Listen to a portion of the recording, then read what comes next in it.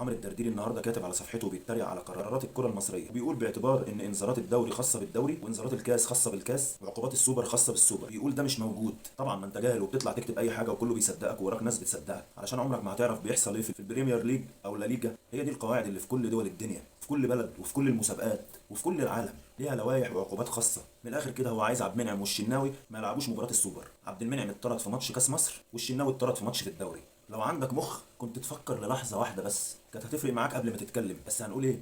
هنا مخ تخين، واشك ان عندك مخ اصلا، لانك ببساطه اضحوكه لكل الاهلاويه انت وجمهورك. للتوضيح بس، في مباراه الزمالك وسيراميكا كليوباترا المسلوسي خد الانذار الثالث وتم وقفه، وبعديه دونجا خد الانذار الثالث وتم وقفه، ومش هيلعبوا ماتش الاسماعيلي الجاي، لكن ينفع يشاركوا عادي جدا في السوبر. يا درديري انت مسخره، والله مسخره. والله انت عندي احسن من برامج التوك شو وبرامج الكوميديا اللي بتضحكني، انت وجمهورك الساذج اللي ما يعرفش اي حاجه عن الكوره ولا يعرف اسكاله مربعه ولا مدوره. اه والله الاوي انا والفخر ليا. السلام عليكم.